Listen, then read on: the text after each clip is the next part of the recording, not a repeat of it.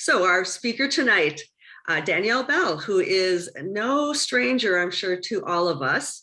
Danielle has been involved with National and their creation of native garden landscape programs and plans. And National has given that away for free to anyone. You don't even have to be a member, which speaks volumes as to their dedication to getting native plants into the environment. So a little bit about Danielle. She does own a business that she started, Native Roots. She's done consults for a number of people who might even be here in this audience today. She grew up in rural Wisconsin, and she grew up exploring the natural world, starting in the oak hickory woodland of her parents' home. How cool is that? While working in the green industry and on restoration projects, she noticed the disconnect humans have with our landscapes, especially in the urban environment. So Danielle uses her experience from restoring native wetlands, prairies, woodlands throughout southeastern Wisconsin to inspire her residential designs. Her passion is to restore sterile turf monocultures into healthy, sustainable, diverse habitats that both people and wildlife can enjoy. And that just speaks volumes to what our mission is, to get people to put a couple of plants in their yard, make sure they're native. And we know that we'll reel them in, and sooner or later they'll have no turf. No, they might have no mow grass, but lots of natives and lots of pollinators and birds and animals. And much more fun laying in a hammock watching that versus mowing your lawn every weekend. So Danielle, take it away and welcome. Thank you for your time. Yes, thank you for having me.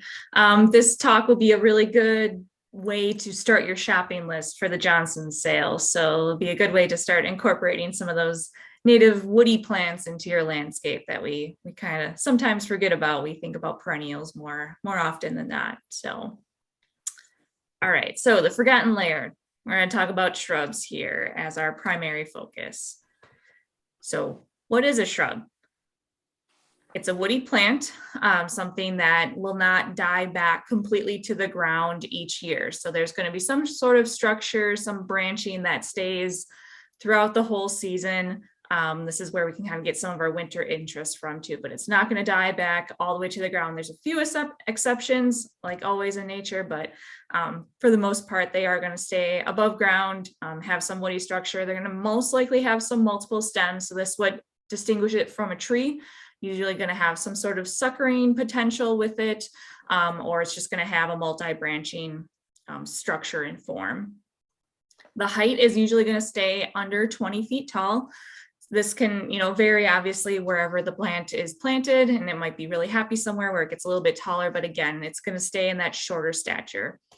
And then this is a picture of our smallest and our shortest woody shrub, and it is the bunchberry. So it's one of the dogwood family, and it only gets to be a couple inches tall, but it spreads by its roots, so it sends up multiple branching.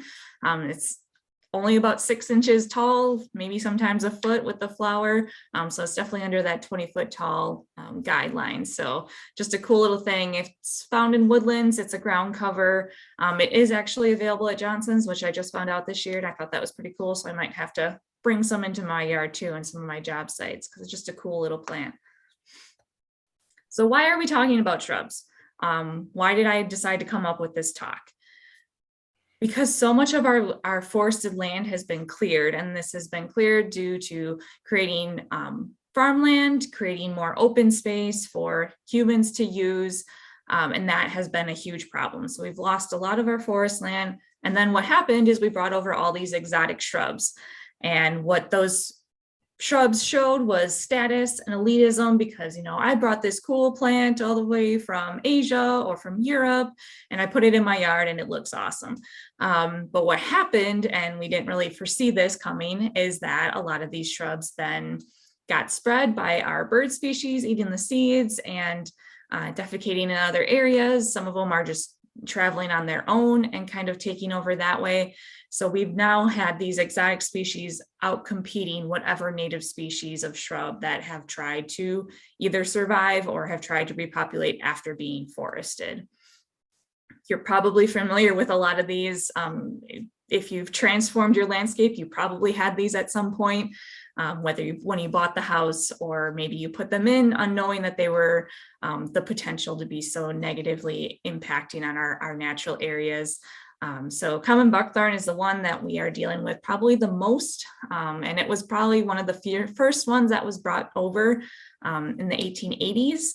Burning bush is another really early one, which is now just starting to kind of show up in our natural areas and starting to take over some of our woodlands. Autumn olive is taking over a lot of our meadows and our grasslands, and we'll talk about that in a little bit. And barberry is probably one of the most recent ones, and especially out in Waukesha County, I know that one has been a huge issue with a lot of our county parks starting to see those come in, and they're just a pain in the butt because they have these little tiny thorns on them. But some of these are still being sold in the trade, which is the unfortunate thing. But hopefully we can start to make that change and start to get those nursery growers to have the demand for more native plants, and then they will start to sell them. Unfortunately, that's the way that it works. They need to generate in revenue.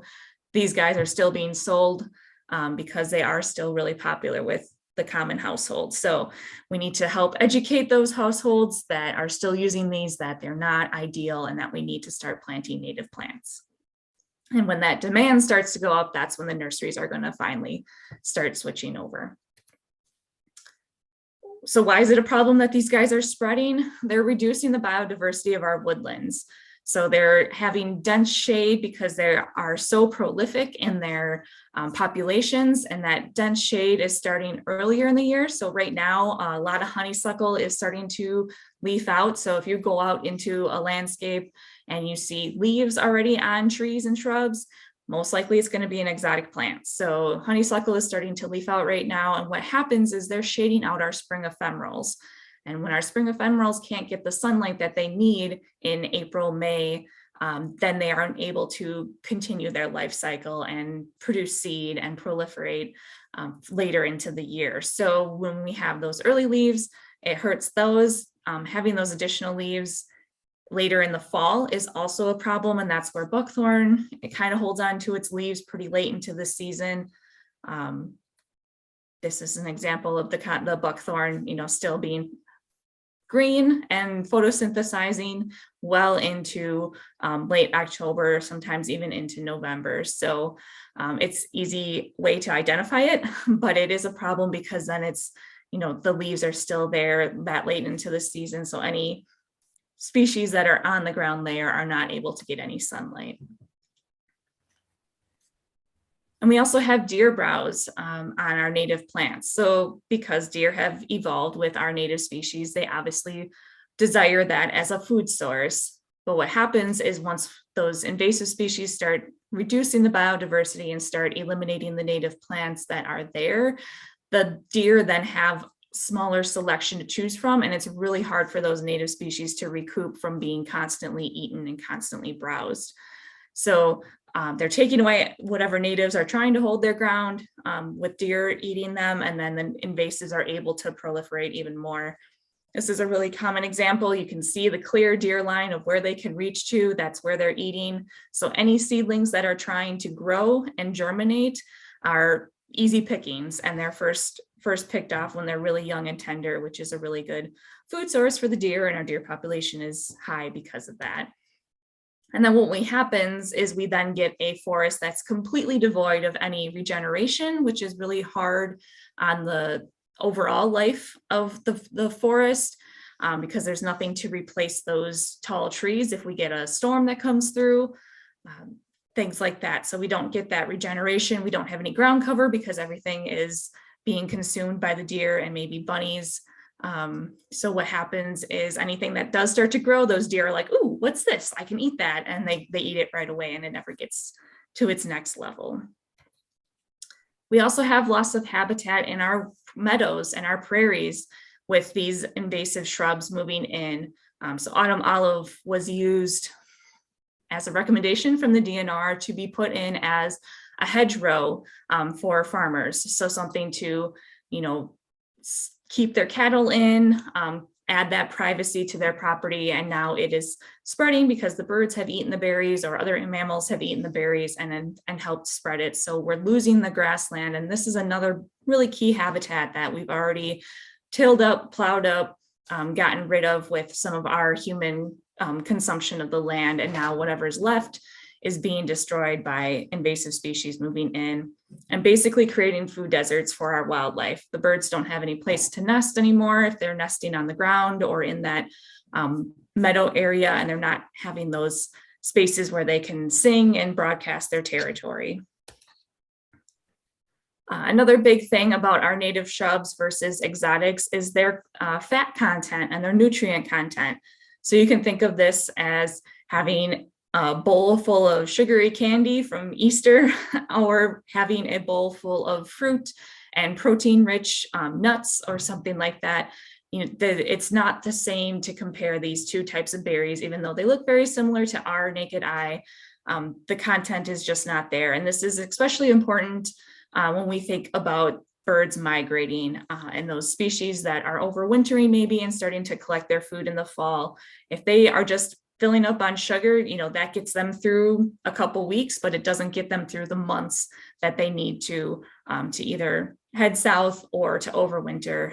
So this is just a huge thing to think about. And I'm not really sure about why the European species don't have the same content as ours. They do have birds that still migrate there. My thought is maybe they just don't migrate as far, so they don't need as many built-in reserves into their berry content. I'm sure there's more research out there if you really wanted to go down that rabbit hole and find out the real reason. But for me, it's just easy enough to accept the fact that we need to plant our native plants for our native birds. We also see a lot of host decline. This is a really big thing. If you have heard of any Doug Tallamy's talks over the past couple of years and maybe even decades now, caterpillars are a huge source of way to convert plant material and energy from the sun into protein-rich food for other wildlife up the food chain. So having these host plants, these insects have very specific relationships with certain families or even species of trees and shrubs. And when we lose those species, we lose those insects that are using it. So we can't have caterpillars if we don't have these species. And these are just some of them. They're not all of them. And they're just mostly shrubs, no trees on here. So when you think about oaks and other tree species, you know, those provide a host plant for some other animals. And then what happens is when we lose these caterpillars, we then lose birds because birds are using these caterpillars, these juicy, rich protein filled capsules, if you want to think of them that way, to feed their young and to raise their babies. And so when you don't have those, we're starting to see less rearing happening, less nestlings fledging from the nest. And so that is just affecting overall the capacity of bird species to repopulate themselves, along with a lot of other things that birds are dealing with, predation from wild feral animals, window collisions with our buildings, and then again, that starvation during migration with having just all of these sugary snacks out on the landscape and nothing of good substance to help keep them built up with their energy that they need to head south. So birds are really the ones that are struggling the most probably with the loss of our native shrubs. So setting aside some of that sadness, we can fix it. There is no, oh, that's it, like, let's just throw our hands up and walk away. We can do something, and we should.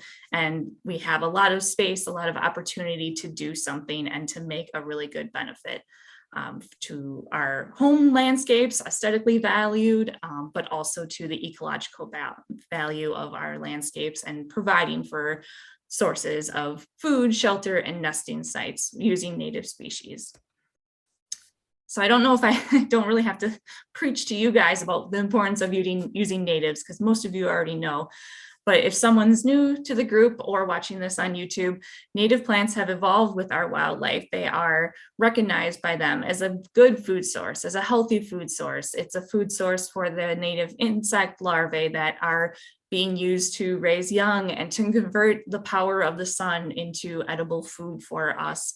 Plants are doing it, but then they're kind of being able to take it up to the next trophic level. They're also ideal nesting sites for our wide range of birds, especially a lot of birds that we see in the urban or suburban environment. They provide those nutrient-rich berries during fall migration when animals are starting to move around in the landscape or prepare themselves and build up their fat reserves to overwinter, whether that's through hibernation or if they are bird species that just are residents of our area, like chickadees and cardinals that hang around year round. They need to have that constant food source. And it also gives them cover and shelter during storms, during windy spells. We've had a lot of those times this spring so far. So having that place where they can go, especially evergreens, we can use native plants and native shrubs to give them that home that they need that's not necessarily a nest site.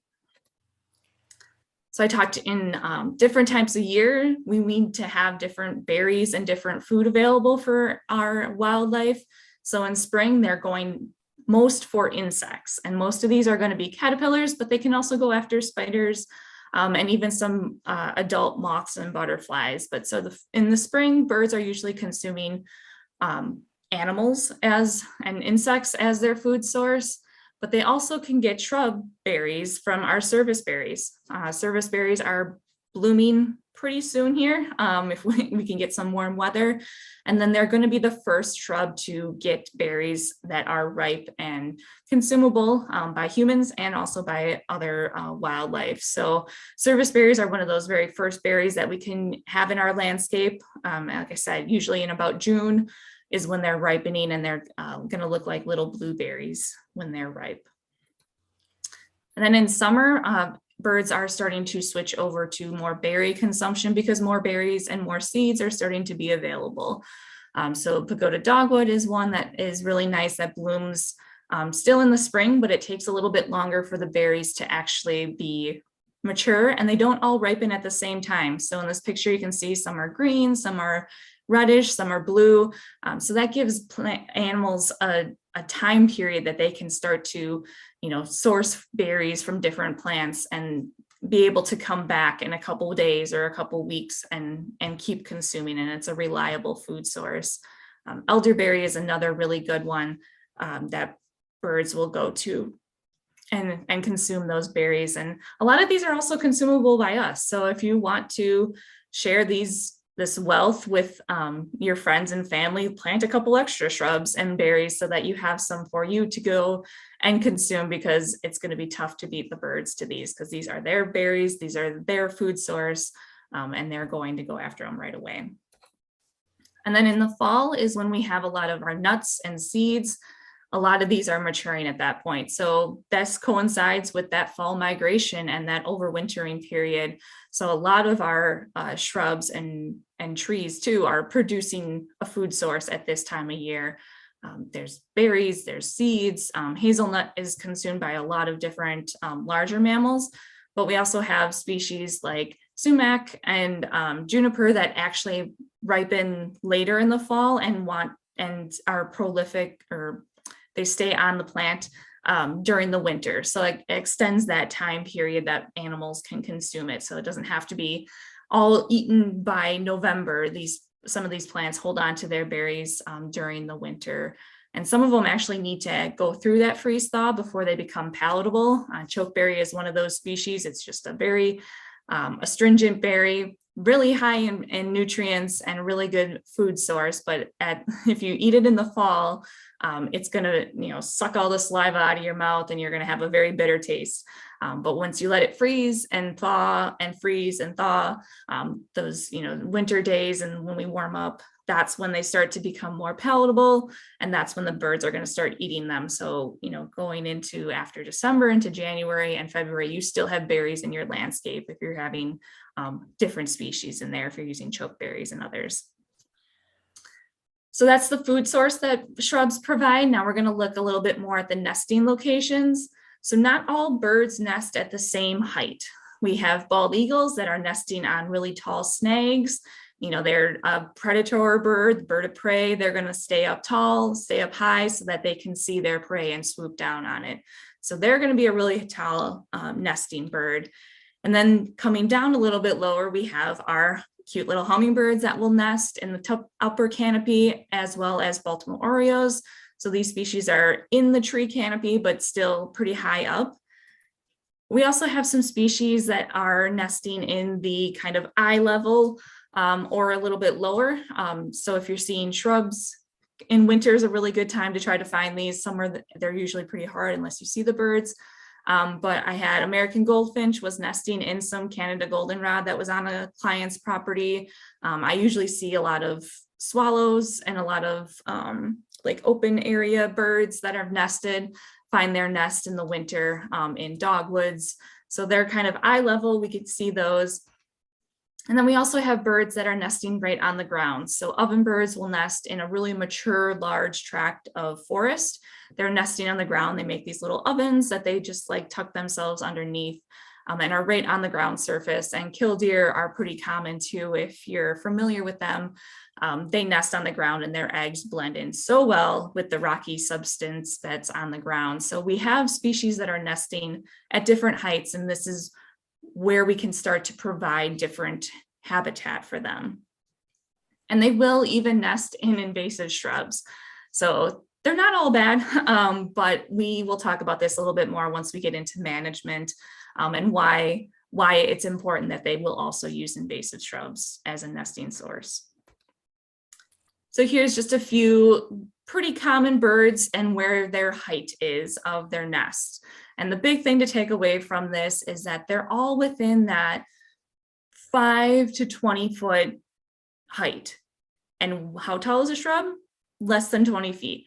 So this is where we are seeing that a lot of these birds depend on this shrub layer, this middle story height landscape to build their nest and raise their young. So if that's not there in the landscape, they will not be there. So if we want to bring them in, we need to give them that nesting location. So now this is the fun part. This is where we're going to talk about a wide variety of different shrubs. I have them organized by sunlight level that they require, but there's a really good list of plants that we're going to go through here. So get your pencils ready. This is where you're going to start making your plant list to pick up this summer. So if you have full sun on your property, these are going to be some that you want to incorporate. I'm also going to go from shortest to tallest in each category. So depending on what type of landscape you have, if you have just a small yard and you want to keep things smaller, you're going to look at those first ones, and then we're going to get a little bit taller.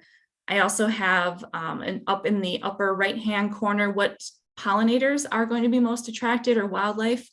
So we got butterflies, birds, or bees and other insects. So you can kind of use those as different cues. So lead plant is going to be the first one. This is a little bit of a slower growing plant. So get it into your landscape quick and put it where you want it to be. It doesn't transplant well. But just a really gorgeous plant. Pollinators love it. It has really bold purple flowers and silvery foliage that is a really nice contrast. And when it's in bloom, the pollen on here is a bright orange. So that contrast with the purple flowers is just really spectacular to look at. It's a prairie shrub. So again, this is going to be in full sun, but it's a really nice short one for those smaller landscapes that you maybe don't have a lot of room. Probably won't see a bird nesting in here, but they will eat some of the seeds. And again, it's just a really good pollinator plant. Another one that is really good and not too picky about where it's located is St. John's wort. There's a couple different varieties out there that you can choose from. So you might, if you want a more specific landscape needs, you might be able to select a different one. Gets a little bit taller, 3 to 5 feet. It can spread by seed, so maybe plant it somewhere where you will want it to naturalize a little bit, or you can transplant those little seedlings and move them into new beds that you create with your landscape. Really bright yellow flowers, a long blooming plant. It's really drought tolerant too, although it does tolerate some moister sites. But really good plant, really nice foundation plant to have, give you a little bit of height. Again, lots of soil tolerance here, and the capsules are really attractive in the fall, and then through the winter, they're a nice coppery color, and that's where you're going to see the birds picking through those. Our winter residents are going to be using that as a food source throughout the winter. If you have another little wetter site or a rain garden, a meadowsweet is our native spirea. Gets a little bit taller than the spirea, 2 to 4 feet tall, but it's a really nice pollinator plant again, and the seed capsules are used by birds as a food source. And it's a host plant, so it has 85 species of Lepidoptera that use it as a food source for their offspring. So this is a good one if you want to bring those birds in during their nesting and child rearing phase of their life. This is a good one to have because there's going to be caterpillars growing on it or eating on it. So here we have the running serviceberry. You might be more familiar with serviceberries as more tree form. This is going to be a shorter variety, 2 to 5 feet tall, nice open structure. Similar to the more tree form, this is going to bloom before the leaves come out. So at this time of year, end of April into May is when it's going to be flowering. So it's a really nice nectar source, pollen source for those early bee species, the queens that are coming out, and some of those solitary bees. And then it does have an edible fruit that is ripe in June, just like the more tree form, the more taller form of it. So edible berries, nice blue and really tasty. This is going to have a more open structure and more suckering, so it's going to form a thicket as it matures. So you can use it as an individual plant, or you can plant it as a mass if you want a nice short privacy hedge. Carolina rose is a really nice rose species that we can use in our landscapes. There's quite a few different variety of roses that tolerate different soil and moisture contents. But this is a really nice one, stays relatively short. You could put it next to a fence if you wanted to. Unlike our hybrid tea roses and a lot of those other cultivars, this is one that has a really good nectar and pollen source because it doesn't have those double petals. So the insects can actually find the stamens and find those nectary glands in there. And their fragrance is really amazing, really nice and fragrant when they're in bloom. And then they have rose hips, which are their seed capsules in the fall and into the winter that persist for a food source for birds and other wildlife. And it's a really great host plant. It has a lot of different species, over 100 of Lepidoptera species that use it. And it has thorns. So if you have those deer that you want to keep out, or a privacy hedge that you want to deter people from accessing, this is a great plant because it has those armored thorns on its stems. Glossy black chokeberry is another great, more wetland type plant. It prefers to be a little bit wet during the season, but will tolerate drier conditions. This is one where last year when we had our drought in the spring, mine flowered for a very short time and then just forfeited all fruit production, and I didn't get any berries. So if you do have it in a drier site, that's something to think about. Maybe supplemental watering if we have a drought period, especially during flowering and fruit production. But you don't necessarily have to do that. It won't kill it by being in a drier condition. It does sucker, so it will spread and fill in, but you can prune those if you wanted to keep it a little bit more maintained. The berries are very astringent. They're really high in antioxidants, so they're really good for us and really good for the birds to consume, but they do have a very tart, very kind of bitter flavor if you eat them before, in the fall before the frost. So if you want to consume these, or the birds, they will leave them until they go through freeze-thaw cycles. So in the winter when our temperatures get warmer and then they go cold again and then get warmer, that does something to the composition of the berries where it makes them more palatable and more enjoyable to consume. So this is a really nice one, again, for the kind of that shorter privacy hedge if you wanted to do that, or plant it individually as a nice specimen. Another one that's really used a lot for winter interest is red osier dogwood. It can get pretty tall if you don't do any pruning on it. You can do some regenerative pruning, taking out some of that canopy to keep it a little bit smaller in size. There's also a lot of cultivars of this one if you wanted to get a little bit smaller of a variety, but really great fall color and winter interest. And it gets yellow or white berries in there that a lot of thrushes and robins, anything in the thrush family, bluebirds, those guys go to dogwoods for some reason. They just like those berries the most. So red osier dogwood is a really nice one to have in the landscape. And again, it's a good one for privacy because it creates kind of a thicket. So here's an example of it in winter on the left-hand side. Has those multiple stems, kind of wispy. And you can also, you know, cut those down and use them in your winter bouquets. And that's a good way to kind of keep it the size in check too, if you wanted to keep it a little bit smaller. And then on the right is its fall color. It kind of, you know, goes from that reddish into the yellow as the fall progresses. So it just has really great fall color, and you can mix it in with your grasses as well. Buttonbush is another great wetland plant. This is one that it can also get pretty tall, but we do have some cultivars out there if you wanted something that's a little bit more maintained and a little bit smaller stature.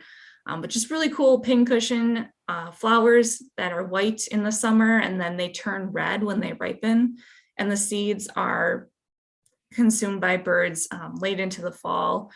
Pollinator magnet, there's so many solitary bees and other insects that you'll find on these going from these little flowers, consuming nectar. It's a really good restoration site project plant too, if you have a restoration project or a wetland site that you're working on. It's a really great shrub to put in and give you some structure there. This is a photo. You can kind of see it in between the two clumps of milkweed, marsh milkweed in here. So it's a really nice way to mix in with perennials and have that structure, that winter structure and plant structure in with perennials. Blends really well. This was around a retention pond on a property that we took care of last year. So really cool to see, again, full of pollinators while it's in bloom. Common ninebark is a really good shrub to put in as a privacy if you wanted to, or as a specimen plant. It has really nice weeping base structure. So if you are familiar with, I usually compare it to bridal's wreath. So if you're familiar with that plant, it's a really old school plant that was used by older generations as a nice shrub right along the house. This is a really great native alternative for that. You get the same color of flowers in white flowers that are just loaded with pollinators. And then it has a nice weeping structure to it as well. And I will say I have a cultivar of this, the Diablo ninebark, which has like burgundy leaves. And I also have a bunch of the true native species. And I see so many more pollinators on the true native and nothing on the Diablo ninebark. So that's something to be said about cultivars. Not all of them are bad, but you can see a difference in some species. And then when you have those different colored leaves, that's where you start to lose the host plant benefits of species. So when they have that red leaf, the adult butterfly or moth might not recognize that leaf, or might think it's diseased or there's a problem with it. So they won't lay their eggs on it, and therefore you won't get any of the insect life that you are hopefully trying to attract. So that's a push to use the straight native species when you can, whether that's, you put them in an area where they can spread and fill out, and then you use a cultivar closer to the front or foundation of your house. Kind of trying to have both of them is good, but trying to stick with the native species is always best. And then here's just a couple photos of it later in the season. Gets really bright yellow fall color that contrasts nicely with other landscape plants and evergreens if you have those. It's a really nice contrast. And then in the winter, after a snowstorm, it usually has these little snow caps on it that I just like to go out and look, especially if you have them in a woodland area. This one will also tolerate some shade. So looking out on your woods, you'll see all these little caps of snow on the seed heads that persist throughout most of the winter, and birds will go through and pick at them and get those seeds out. I will also mention this one has exfoliating bark. So the bark kind of peels back like a birch tree does.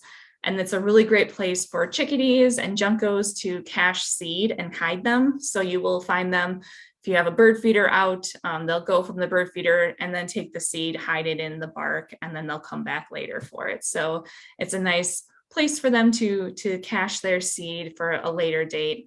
So you'll be able to provide that source for them as well. Elderberry is another great privacy shrub, another wet species that likes to be wet seasonally or, multiple times in the year. So rain garden plant again, or just a wet area on your property. It's a really great shrub. The stems and the branching are really soft in plant material, even though it is a woody plant, they're on the softer side. So that is a great place for carpenter bees and other solitary bees they are capable of biting into and making little holes, especially in the dead material. So if you can leave some of the branches that may not have leaves on them, but leaving them stand, it's a really good habitat and really good home for some of those pollinators and those bees that they are cavity nesters. The berries are used for a lot of different things: syrups, wines, preserves, all things that humans want to consume. And then it's another great host plant. It's got 34 species of butterfly and moth larvae that use it.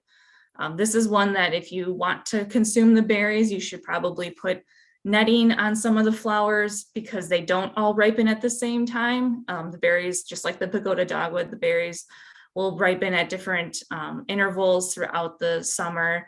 So if you want them before the birds go, because the birds will pick the ripe ones off and leave you all the unripe ones.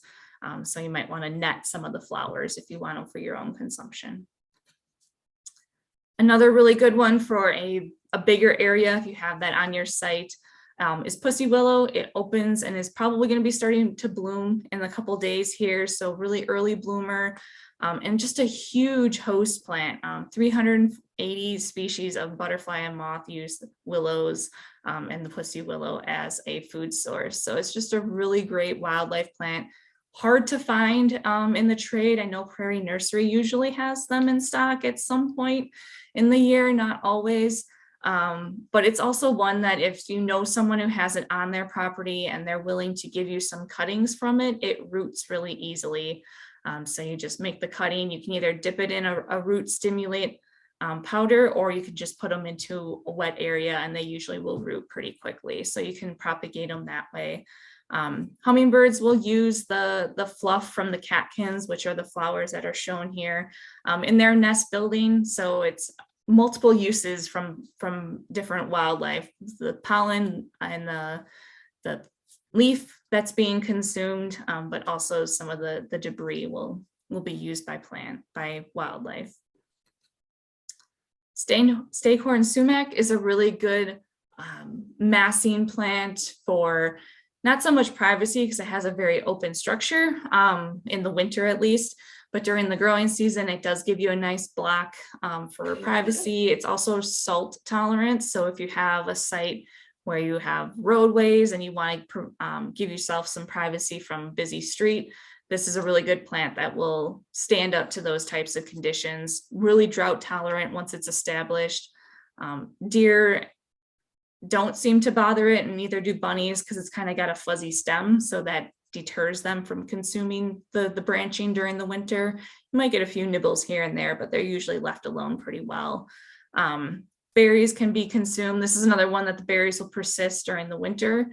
So if you want to have that longer range of food availability in your landscape, this is one to keep in. But this one also has male and female plants, and they're not as easily distinguished when they're young. So you want to make sure you get like 3 or 4, because there's most likely you're going to get a male and a female one in that grouping.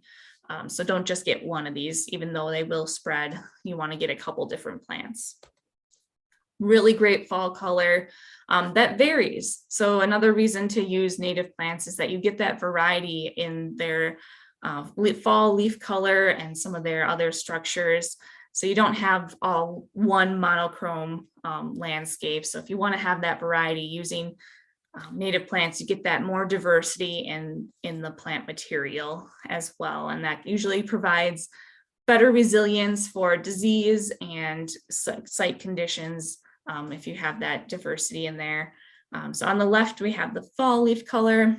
And then on the right, this is usually what you see. Late summer is the really red fuzzy berries, and then you have all the leaves. So if you're driving down the road, most likely you're going to see clones of these along the interstate. I don't have too many evergreens on my list here, but I do have a juniper. There's a lot of different cultivars, but you can also get the straight species as well. Slower growing, but really long lived. Can also be tolerant of salt. And if you wanted to plant it along the roadside, this is much more deer resistant than planting arborvitae. So if you want that evergreen privacy, this would be my go-to for an evergreen that's native. And like I said, there are a lot of different cultivars. So if you want something that's a little bit shorter in stature, you can get a smaller species. I just try to tell people when you do that, try to select the Juniperus virginiana. So that's our native juniper. There's a lot of Juniperus chinensis, which is the Chinese juniper, and there's a couple other ones. So I usually try to select cultivars from our true native species so that we at least know that they're somewhat adapted to our habitat and our wildlife here. Not all of them produce berries, especially when you start getting into cultivars. So trying to have those ones with berries, because again, this is the one that the berries persist throughout the winter, and this is where you can give cedar waxwings when they're migrating through a good energy food source. And evergreens provide that shelter year round because they have that longer cover of the needles always being on there, gives better privacy or better shelter for our animals and birds to hang out in. And last thing to mention on the junipers is they are a host for the cedar apple rust, which is a fungus that goes between cedar, juniper trees, and also crab apples or hawthorns. So if you have a crabapple and a hawthorn in your landscape and they're really prized plants for you, really good specimen plants, I would avoid planting junipers and try not to let any of your neighbors plant junipers, because there will be a fungus that comes in and it affects the crab apples more than it does the evergreens. So this is the gall that's on the junipers. It's a really cool structure if you get to witness it. These little spiky things that are coming out is the beginning of the spores being released. So this was a photo that I took a couple years ago, probably around this time. So we had gotten a little bit of warm up. Usually you won't see all those little orange things protruding from it. It'll just be a brown ball with little circles on it. But once the moisture in the air from spring hits it, it starts to emerge these like finger gelatinous structures, and that's the spores that then go and infect the crab apples and the hawthorns. And you'll see little circles on those leaves, and then you'll see those spores starting to come out of those circles on the deciduous trees in the fall that then come in and affect the junipers. So it's a really cool complex. Google it if you're not familiar with it. I always enjoy finding these. One thing you can do if you already have both on your landscape, you can prune out these galls in the winter. They're usually on the tips of the branches of junipers, so you can prune them out pretty easy without disfiguring the juniper. That's the best way to control it. You can also spray the crab apples and hawthorns and other deciduous trees that are infected.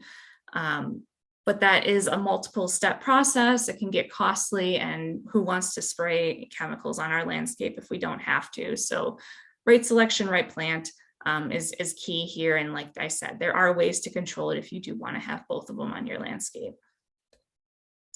Moving into partial sun, partial shade areas. So New Jersey tea is a really great plant, can be a little finicky on its sighting. Sometimes I have good success with it and sometimes I don't. So there can be a little bit of pickiness with this one. It attracts hummingbirds, and I've heard that it's deer resistant. I've also heard that deer like to eat it. So jury's still out on that one, but hummingbirds really like it, and they surprisingly don't like it for its nectar source. What they do is they eat the ants that are attracted to the nectar. So they're actually consuming protein and kind of keeping your plant insect free in a way by consuming those little guys. So kind of a cool little story, little interaction that you can see if you're watching your plants close enough. It's another great host plant. 28 species will use it. Really attractive plant, really attractive seed capsules in the fall. That will be consumed most likely by mammals and rodents, not so much by birds. But a really good pollinator source too during the growing season. Snowberry is a nice mid-sized shrub that can tolerate some shade and some wetter conditions. Birds really go after these white porcelain berries when they're ripe in the winter. It will sucker and spread, so a nice hedge species if you wanted to put it in. You can also prune it to keep it a little bit more contained if you wanted to do that. But another nice arching one, so similar kind of structure to the 9-bark, but it gets berries instead in the winter. Hazelnut is another one of those knockout species that so many wildlife animals value it for the foliage as a consumption as a host plant, but also the nuts are consumed by a lot of different wildlife. Deer will eat those, and also blue jays and like some of our mammals, bigger birds too, like turkeys will consume those nuts, something with a bigger girth and bigger mouth part. Another great hedge species if you wanted privacy, wanted to do a living hedge. They're also edible. Everything is used on this plant: nuts, leaves, twigs, catkins.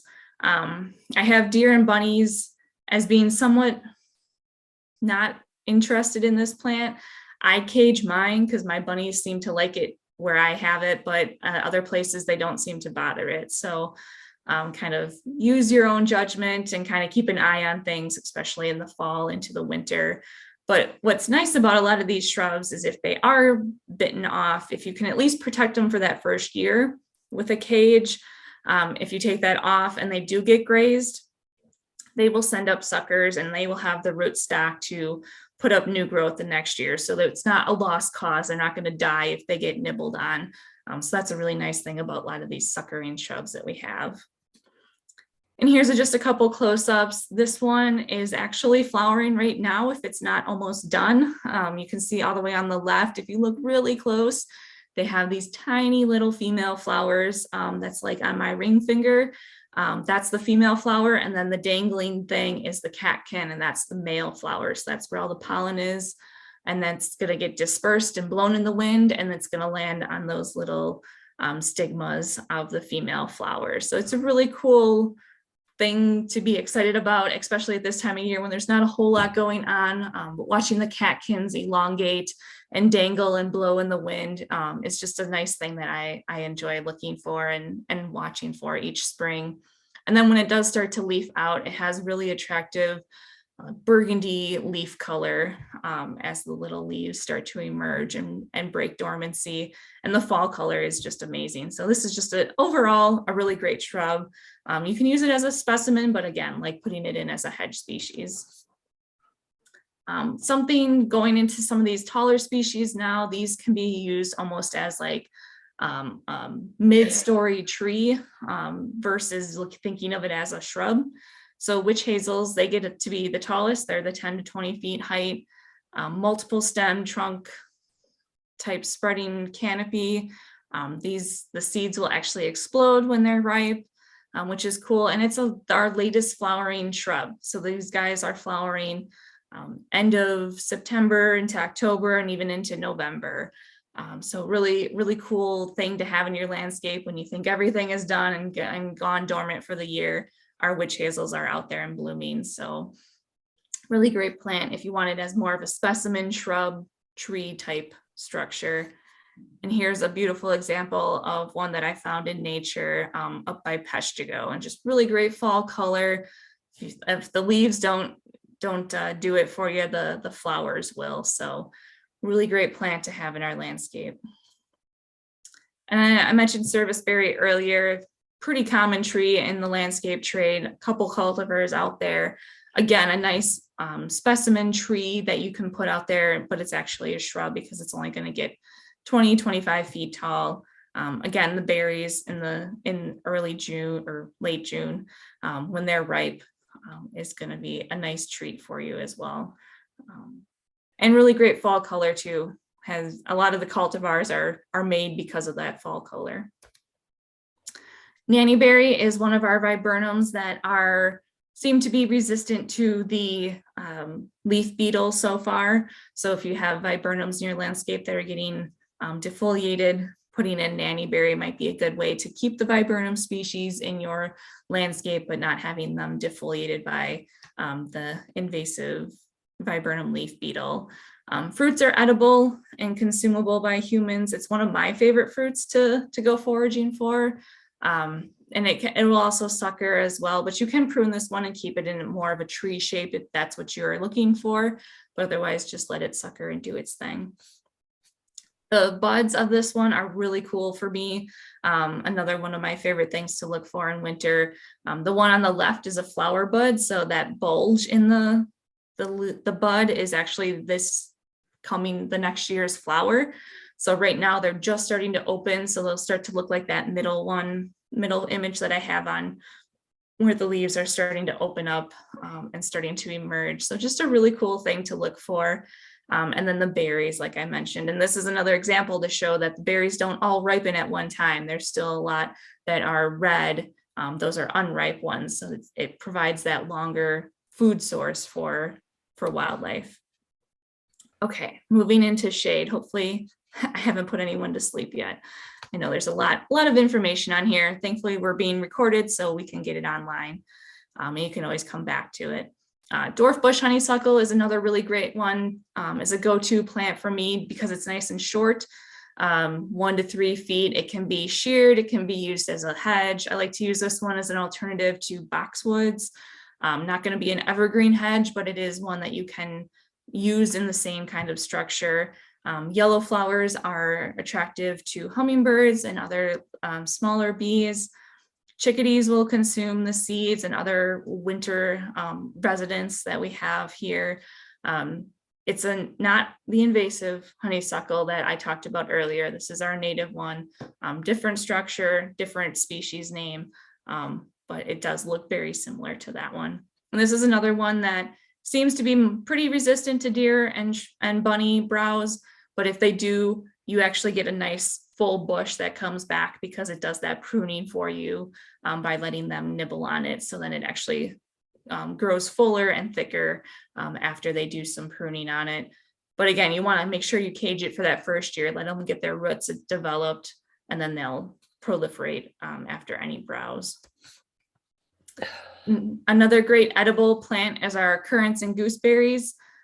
This is one that you can keep in the shade, but you also will get more fruit production if you have it in a little sunnier location. But they do well in full shade and underneath a full tree canopy. Don't plant it next to white pines. This one is another one that has those a fungal disease that moves between both of them, and it will kill your white pine. The currants and gooseberries don't seem to be as affected by it. But if you have a white pine in your landscape that you don't want to lose, don't plant these guys next to them because you'll harbor that fungal disease.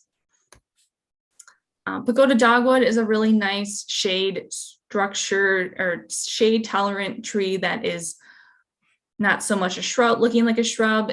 Sometimes it will have suckering branches, but usually it's just a single trunk and has really nice horizontal branching that are just covered in flowers. So if you had that as a specimen tree that you wanted to put in, but you think your yard is too shady, this is a really nice mid-story tree shrub that you could put in. Again, like I said, the berries are consumed by members of the thrush family, but pollinators go after it like crazy too when it's flowering.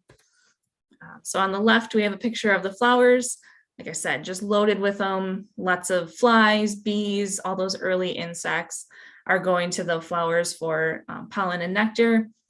And then during the summer, when it's maybe not so visible in its beauty, you can see that horizontal structure of the branching on the picture on the right. So you can see that nice branching, and that's kind of similar to a pine tree where each branching is a year of growth. So you can look at how old these trees are based on how many levels that they have. And then the last one that I have here is bladdernut. This is one that is a thicket forming shrub again, but it does really well for privacy in shady areas. Has these really cool seed capsules. When the flowers are done and the seeds are starting to ripen, they get these little lanterns in them. I've heard that they can be a little bit of a deer attractant, but I've also had a lot of clients say that deer have not bothered them. So if you have a deer issue in your woodland, this might be a good one to start getting that understory established and planted by putting this one in. It can handle more full sun too, but you want to make sure you have that extra moisture. So seasonally, you want to have some sort of flooding potential wherever you plant this, if you're planting it in full sun. In shade, it can handle drier conditions. So now that you have your plant list ready, we're going to look at how to incorporate these into your landscape. How do we put them in? Where do we put them in? So when we think about our landscape, we can think about the different layers. We talk about big canopy tree, then we have our mid-story and understory trees. We have our shrub layer, our perennial layer, and then we have our ground cover layer, and our vines are mixed in there as well. So what we are missing usually from our landscape, especially in urban landscapes, is that shrub layer, that middle story layer, and that's where you can put these species in. That's where we can give that habitat, those nesting sites where usually they're not present because we don't want to block sight lines. We've forgotten about the shrub layer. So that's where we want to fill in the gap. We can do that with edible gardening. Like I said, a lot of these are edible plants that humans can consume, but they're also really great for wildlife. So we did this at a client's house. They wanted a privacy fence that was a living fence and consumable by them. So we put in a bunch of different edible berry producing shrubs that will fill in and create a nice barrier, but also give the client a snack every now and then. We can also think about it as transition zones. This was a client who had a lot of mature pine trees and spruce trees on their landscape, but they didn't really have anything else. So filling in that shrub layer, we put in a bunch of different species of shrubs that brought that scale down to a more human level, kind of filled that gap, created that middle zone. And then these were all really salt tolerant species. So I got that sumac, staghorn sumac in there because there's a really busy street on the other side, kind of cut out of this picture, of the turf grass. So any salt spray, we wanted to have plants that were really tough and could handle that kind of condition. You can also use them as specimen plants. Pagoda dogwood here is an example of a way to have a specimen shrub look more like a tree, especially if you have a small property and you don't want to put in a large oak or a large maple. You can get away with putting in one of these taller shrubs and have that look like a tree or act like a tree. Pagoda dogwood, serviceberry, witch hazel, those are all examples that we already talked about that you could use this way. And also for privacy hedge. So maybe you don't want to necessarily have an edible garden, but you just want to have a nice privacy. Filling in with common 9-bark is a really good one. And arborvitae or junipers would be another good way to add that contrast of evergreen and deciduous and still have, a nice living hedge in between your property and your neighbors. All of them can be used as restoration plants because they're all native. So we can bring these all out to our properties where we want to start restoring the land, start healing the land, using these native species. This is where I really, really, really push people to use the straight native species though. in our urban landscapes and home landscapes, cultivars are okay, but when we're doing it for restoration purposes, we really want to be using the straight native species, giving all of the wildlife all the benefits of using those plants out there. And some of them can be used as borders on a smaller scale. So along sidewalks, I didn't mention this, but the dwarf bush honeysuckle is also salt tolerant. So that's why it's being used even more in parking lots, because it's got that tolerance for all of the road salt that we like to put down so much. So if you have a sidewalk or a driveway that you want to fill in with some shrubs, this is a really good plant that will give you that nice edge, nice border along those hotter, drier, saltier spaces. But you don't have to just stop with shrubs. We can mix perennials in with these shrubs and give even more texture and even more diversity to our hedges and our privacy and our landscape beds. We don't have to just stick with woody plants. We can bring in some of those herbaceous plants as well, and grasses and all those fun things. It's a great way to increase the diversity of your property and provide for even more wildlife and different varieties of wildlife and different habitats and maybe different interests. So it's a great way to replace that sterile lawn with something that's providing so many good benefits for ourselves as visual benefits, but also healing and food benefits. And messy yards are healthy yards. You guys, again, probably know all this, so I won't spend too much time on it. But overwintering insects, they need that shelter with the leaf litter and the branches. So leaving it where you can, or putting it into your flower beds if you need to get it off of your lawn.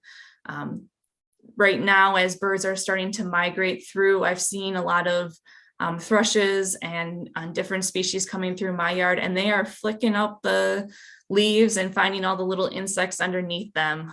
So that's where they are getting that energy source to keep them either moving further north if that's where they're headed, or getting them ready to start establishing territories in this area of the state. I actually just uncovered a caterpillar on one of my wild strawberry ground cover plants. So that was pretty cool. And I was like, oh yeah, I think you are going to be somebody's dinner pretty soon here. But it was cool to see that working and providing for those birds. So then I wanted to just touch really quickly on invasive species removal. This is where, I talked about birds will still nest in invasive species. You'll still find nests in buckthorn and honeysuckle. So when we are doing restoration projects, we want to think about how we are removing these invasives, because they are still providing something in our landscape. Not that it's something that we want to keep long-term, but it is something that we need to think about. So if we're clearing some attractive land, maybe not clearing everything at once, because then you have just lost all of this habitat that the birds could be nesting in. So maybe focusing on just the bigger plants that are producing berries right away, and then come back and get some of those smaller species the next year, or just taking all of the plants, invasive plants out of 1 acre and not all 5 acres. So we want to kind of phase it in. We also don't want to be removing plants during the nesting season. So like coming into now, not only is it not a good time to start doing treatment and cutting down plants to effectively kill them, but it's also a time where birds are starting to set up their nesting sites and their territories. So we kind of want to let them do their thing, and then we come in the fall, and that's when we start to hit these guys really hard, because the birds aren't using them at that time. And then when you are planting new plants, like I mentioned with deer protection and deer browse, make sure you're protecting your investment. These plants, yes, some of the saplings and the smaller guys might be fairly cheap and inexpensive, but if you start thinking about it in a bigger sense, that's a lot of money to put into the landscape to feed deer. So protect them for at least the first year, if not 2 years. And then after that, take that netting off and let them, be browsed here and there. But protect them for that first year, because they are going to look like the most enjoyable, tasty snack in that landscape if there's nothing else there for them. And the deer are going to go right to them and nibble them down like crazy. So protect your investment while you're starting to restore. And then this picture, I just wanted to throw in one of our clients had this idea, and I thought it was really awesome, that instead of chipping all the buckthorn or hauling it away, she had stacked teepees. So she took all of the dead branches that she cut from the larger trees, and then we came through and got rid of all the smaller ones. But she had taken all the trunks from the taller trees and made these canopies and these shelter zones, these teepee structures, so that birds still had a place to hide out and overwinter, and insects were hanging out in there. So I thought that was a really cool idea and a really great way to get rid of the invasive plant, but still provide that habitat and that shelter. And then when we came through to take out the younger saplings that were coming up, we just threw those on. So that's the green that you're seeing in the teepee that's in there. So you can also do it as, I call them like as logs. You can just lay them down on the ground and stack them up that way. Again, it's just a really great habitat creation, since you're losing a lot of that protection and that shelter, a way to keep it on site, but still get rid of those invasives. So with that, that is all I have. And we can open it up to questions. Well, thank you, Danielle. That was really very, very good. Thanks for sharing your knowledge and your experience. And yeah, if you're willing to take a few questions, that'd be great. One thing I did want to say that really resonated, and in the spirit of it being Earth Day, Earth Month, when we're all trying to promote sustainability, natural native habitats, and there's a battle going on. And one thing you said was, we can do something about it, and we should do something about it. And it's something that we all love. Everyone tuning in today, it's a great time to try to spread the word, help other people out, educate, encourage, nurture. So let's volunteer for our events, okay?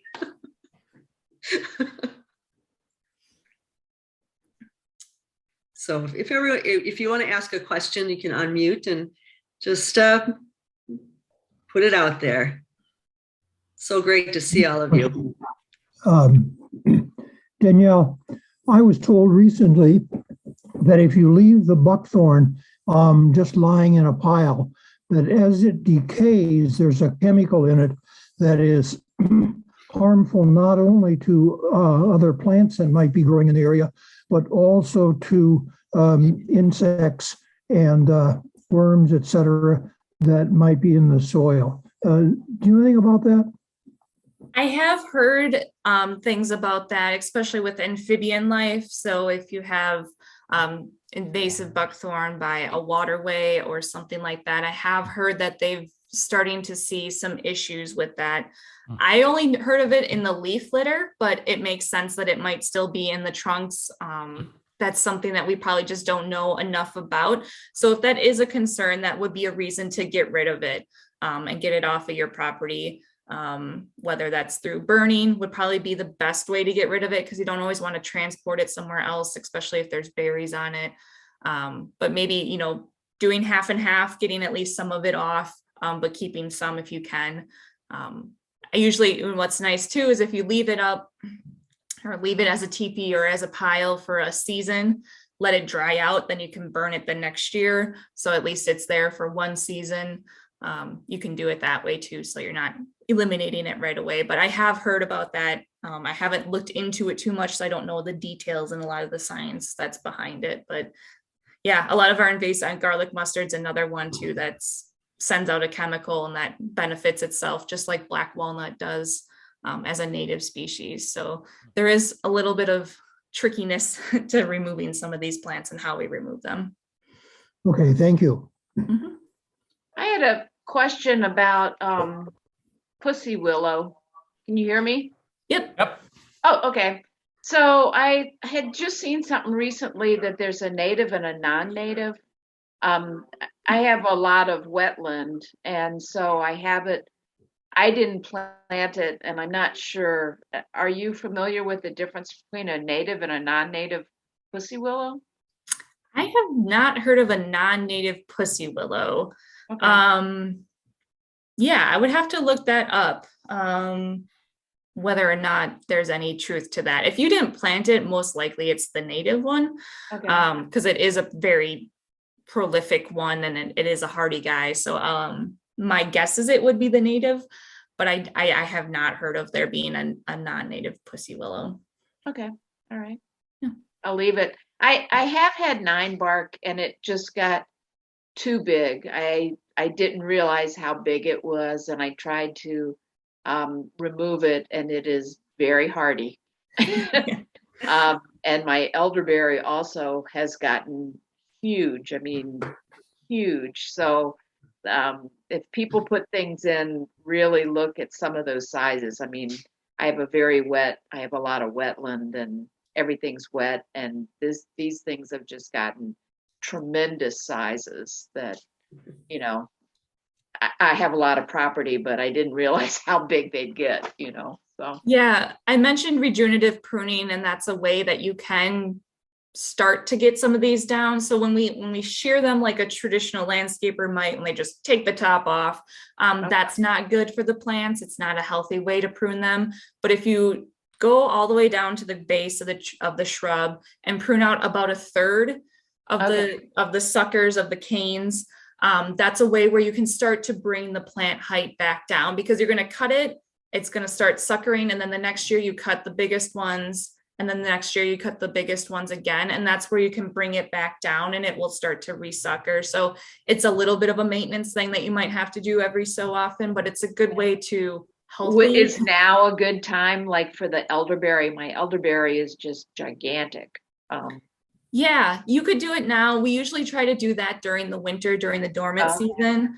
So we're starting to get to the end of the time period, but I don't recall there being any diseases with the shrubs that would be a problem, especially if you're cutting it all the way down to the base.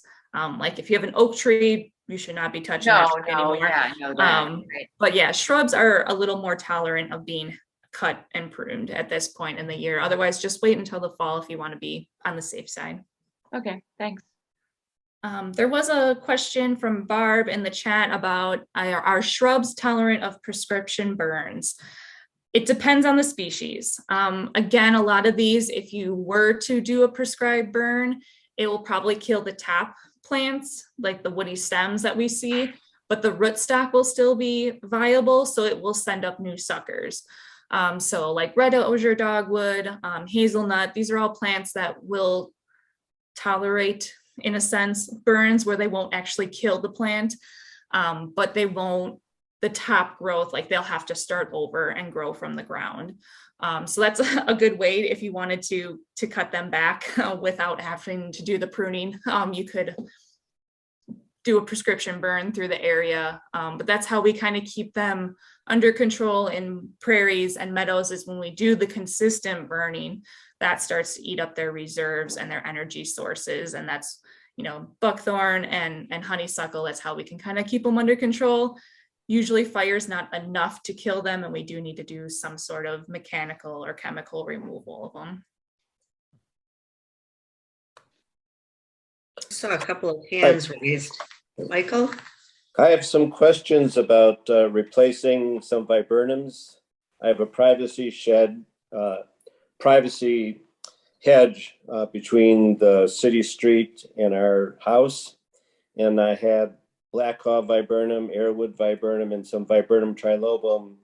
And they all seem to be succumbing to that viburnum leaf beetle. Yeah. And right in the grouping, there's some hazelnut and red osier dogwood that are doing very well. Elderberry and chokeberry, black chokeberry, that haven't been doing as well the last couple of years, and maybe it's not as much moisture. So what do you recommend to replace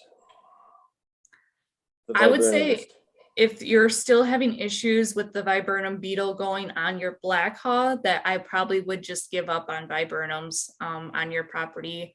Nannyberry does have a thicker leaf, which is why I think it's not being targeted as much.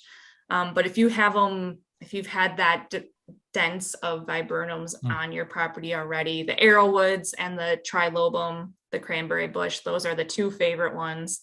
that the beetle is going after. So I would say if you have the issue, unfortunately, you might have to give up on having viburnums and just keep those other ones. The hazelnut, I was going to suggest putting that one in, and just, keep cultivating those other guys.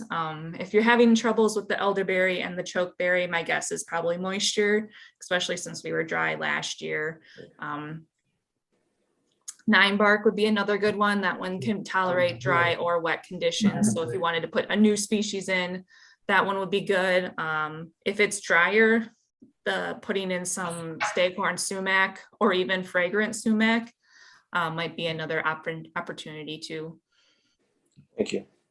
Mary Ellen, you had a question? Mary Ellen Fitz? Yes, can you hear me? Yep. Okay, this is a plant question. I have Rudbeckia triloba that has spread all over. And right now we've been just cutting and trying to, clear them off before the seeds, well, the seeds might have dropped already, but what do people do about unruly natives like that? Will burning help? It will, or it can. I can't say I have too much experience with trying to keep that specific species under control. I usually kind of group all of the aggressive natives together. So like that one and like bergamot, I just kind of let those guys all duke it out in one area, or I don't necessarily specify those to be planted. They're all really great plants, but yeah, some of those are just tough to keep under control in a sense and not outcompete other plants. I think cutting the seed heads down in the fall. So like right at the end of the season, so Right. like October into November, I would probably cut them down versus right now. Cause like you said, those seeds are probably already dropped.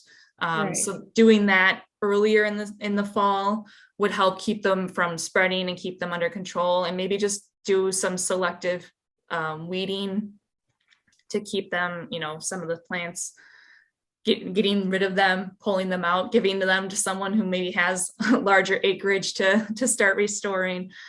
You could do it that way too. Fire might help. Fire just promotes diversity in general. So if you have the ability to do it safely, it is a great way to keep some of them under control and under check and promote diversity overall.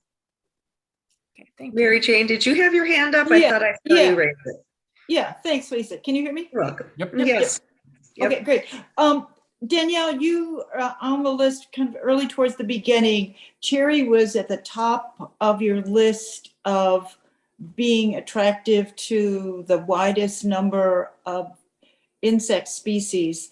And yet when I looked through your list and listened, I didn't see a cherry come up. Did I miss that? No, you didn't. So I did not select that one only because the choke cherry that is more shrub-like in structure is also a big host for black knot or poop on a stick. So Right. it's Yep. not as attractive as a plant for a lot of people, but it is a really good wildlife plant, and definitely Okay. one if you are specifically planting and you can kind of get over the grossness of the look of the disease that it gets, or if you're willing to do the effort to prune the fungus out. Sure. It is a really good one. The birds really do love those. Black cherry is another good alternative. Not But as that's a easy to tree. grow. That's huge. Right, that's the tree. Yep. So chokecherry is going to be probably your best one as a shrub. Still going to kind of sucker and fill in, but it's going to be that black knot is going to kind of come after it, especially depending where you're located. It's a big problem in like Milwaukee County and more urban Right. areas. More rural, Yep. it's not as detrimental to the plants, but definitely something to keep in mind. Thanks. Mhm. Is the black cherry tree the one that, Glenn, who I think is on this call, calls it the potato chip tree? So it gets that kind of, Little black peely color. mark to a degree. Is that the black Yep. cherry? Yep. Awesome. I have a couple of really nice trees that I love in my yard. never heard it referred to as the potato chip tree, but that's a I good hadn't way to either, but describe it's it. very apropos, I would say. Yeah. Yeah. I had one more question. I have currants that I planted a long time ago before I was like a wild one, and I don't know whether they're native or not. Is there a way to tell, or what do I need to do to identify to see if they're native or not, or does it matter? I mean, everybody eats them. Yeah, yeah. There are some European ones. My guess is it might be one of those. I would have to look at them pretty close and use a resource to identify which one's which. The black currants that we have that are native, I mean, they probably all have blackberries. I'm not exactly sure. I'm not These too. are bright red. So yeah, so that would be a big thing then. If they're black, the black currant is our native one. So they have black berries when they're ripe. Gooseberries are kind of watermelon-like, where they have like two-toned almost in the striping on the berry. And they also have thorns. So, and you usually can't find those in the trade, but they're going to be out in the wild because nobody else is eating them because they have thorns. But yeah, if they're red, I think that's probably the European, more ornamental or made for food or brought over for food. Yeah. Okay, thanks. I think I have black currant plants in my yard. I never see berries, which I feel sad about. However, if I don't see berries, that means they're being eaten by, the animals, the birds. And so I guess I'm okay with it because they get a little crazy at times. Yeah, I should mention, some of these shrubs too, they need cross-pollination. So if you only have one plant, one individual in your landscape, you may not get berries either, unless a neighbor or somebody close by has them. So usually I have like hundreds, it seems like. Then somebody else is beating you. Whack them back, and yeah. But yeah, like nanny berries, elderberries, they all benefit from having 2 or at least 3 hazelnuts as well. So if you can kind of either group them together and make it look like one, or scatter them throughout your landscape, is best for good pollination and good. Kind of like the rule of 3s, right? Buy 3 plants and put them together. Yeah. Well, thank you so much, Danielle. Any other questions? Oh, go ahead, Michael. Back to my viburnums. They were hitting the trilobums the last couple of years. And last year, the arrowwood started to show a lot of stress or a lot of damage. Does it make sense to just take those out now rather than watching them decline, year by year until they are all gone? That's kind of more of a cosmetic thing. I will say they probably will eventually die. So if you wanted to kind of do the humane thing and rip them out and get something else growing to fill their place, they're going to die unless you're going to do some sort of insecticide or, I have one client who he tried for years to try to pick all the little larvae off, and I give him credit for doing it, but he really didn't want to lose them. And at the end of the day, we just said, yeah, it's a not winning battle. So if you want to get something else, if the privacy and the screening is important to you, I would say get them out and put something else in so you can start getting that regrowth and filling it in. Thank you. Yeah, I had to do that last year. It was painful taking them out, but yeah, it is. This is awesome. Thank you so much.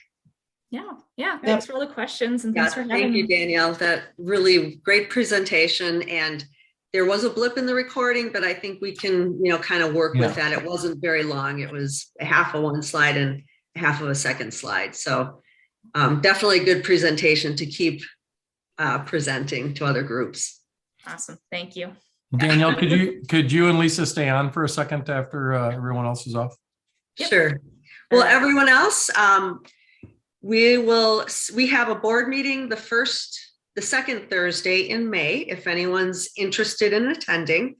And we have our Shiwaukee Prairie Tour in May. So we'll not only see two-dimensional faces. We'll see each other live. So it's going to be a really great event. I hope to see you there. Thank you. Thanks for attending tonight. Before you disappear, can you hear me? It's Mary Yep. Jane. Okay, please, it didn't come across very clearly, but Jeff and I would love to have some company this coming Saturday over at the Lisbon Park. We'll start setting up at 9:30, and I'm sure that we'll easily tear down by 12:05, because I'm sure the oak trees will be gone and the people will be gone. And we are giving out a few cages that we've provided from the club's treasury, so to share with the families. So please come and say hello and join us. Don't have to stay the whole 2 hours. I'd love some help with setup. So 9:30, you'll see us look back towards the east side, towards the maintenance garages. There'll be a sign for the tree pickup. Thanks. Thank you, Mary Jane and Jeff. Appreciate it. All right. Good night, everybody. Take care. Right.